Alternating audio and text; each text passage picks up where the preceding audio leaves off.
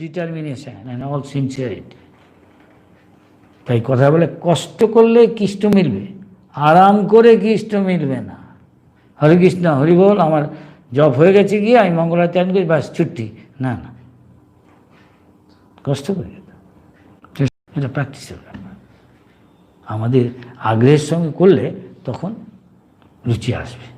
নামে রুচি হলে করতে ইচ্ছা করবে না। 16 মালা হয়ে গেল, 16 মালাটা কিছুই না। মহাপ্রভু তো বলেছেন 1 লক্ষ নাম জপ না করলে আমি তো সেবাই করব।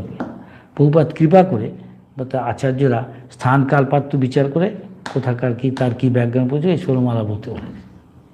প্রভুপাদের 16,000 মালা করলেও যথেষ্ট না। রূপ গোস্বামী বলেছেন হরিনামের মধ্যে কৃষ্ণ এই দুটো অক্ষরের মধ্যে এমন যে মাধুর্য আছে, কি যে মাধুর্য, না তারা এটা অনুভব করেছেন। তাই আমি যদি ভাবি একটা জীব বা কি লক্ষ লক্ষ যদি জীব হতে, একটুখানি আমি কৃষ্ণের মাধুর্য একটু আস্বাদন করতে পারতাম। রূপ গোস্বামী প্রভুপাদ আমাদের বলছেন আমাদের পথ হল গোস্বামীদের পথ, বিশেষ করে রূপ গোস্বামী। বোঝা হচ্ছে আমরা কি করছি, এসব করছি, ভগবানের সাথে সঙ্গ করছি আর জড়বুদ্ধি ভাবছি এটা একটা জড়জাগতিক শব্দের মতো আর কি, জড়গানের মতো বা পূর্ণকর্ম, সেই জন্য হচ্ছে না। আরও আছে রূপ গোস্বামী বললেন যে আমার যদি লক্ষ লক্ষ জিহ্বা হতো তবে হতো হয়তো একটুখানি, প্রভুপাদ বলছেন একটুখানি সে স্বাদটা পেতাম মাধুর্যের। প্রভুপাদ বলেছেন যখন আমরা কৃষ্ণ করছি, আসলে আমরা যেহেতু ভবরোগগ্রস্ত কন্ডিশন তো বুঝতে পারছি আসলে কৃষ্ণ আমাদের জীবকে স্পর্শ করছে, আমরা কৃষ্ণের সঙ্গ করছি, কৃষ্ণ জীবের মধ্যে নৃত্য করছে কৃষ্ণ নাম। আমরা ভবরোগগ্রস্ত বুঝতে পারছি না।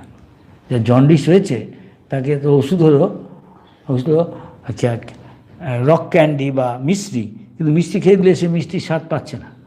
যে যে যে শুদ্ধ যে যে যে যার রোগ হয়নি সে স্বাভাবিক স্বাস্থ্যবান, সে খেলে স্বাদ পাচ্ছে। সুতরাং আমরা যখন শুদ্ধ অবস্থা হব তখন বৃন্দাবন কী কৃষ্ণাবন কী তখন বুঝতে পারব, তত্ত্বত দেখতে পারবো, শুনতে পারবো, ঠিক ঠিক শুনবো, ঠিক ঠিক ঘ্রাণ পাবো, ঠিক ঠিক স্বাদ পাবো।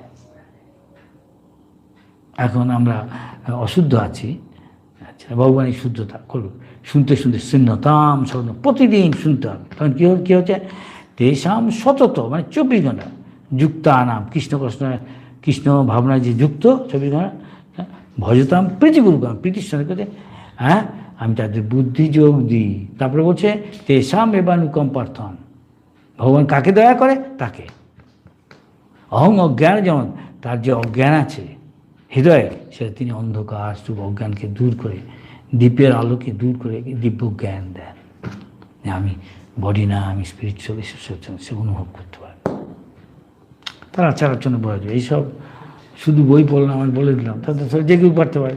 টেপ রেকর্ডার তাই করছে, যখন এখানে ভক্ত হচ্ছে না, যে অনুভব যতটা করছে তার তত অন্যকে ভক্ত রাখুন। তাই প্রভুপাদের কথা সারা পৃথিবী হচ্ছে। আর আমরা এক কথা বললে কেউ কজন ভক্ত হচ্ছে।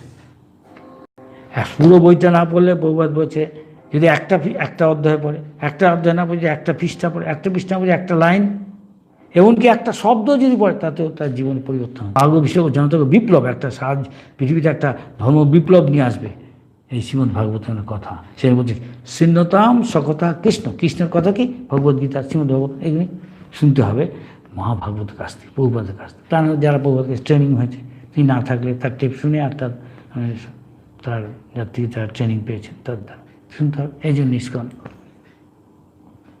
ইস্কন এখন এটা ভক্তিবিনোদ ঠাকুরের এই ধারা আগামী 10,000 বছর পর্যন্ত চলবে। সুতরাং যারা এতে অংশগ্রহণ করে লেগে থাকবে, যারা সহ্য করে লেগে থাকবে ইস্কনে, তাদের মধ্যে ভাগ্যবান আর কেউ নেই প্রভুপাদ।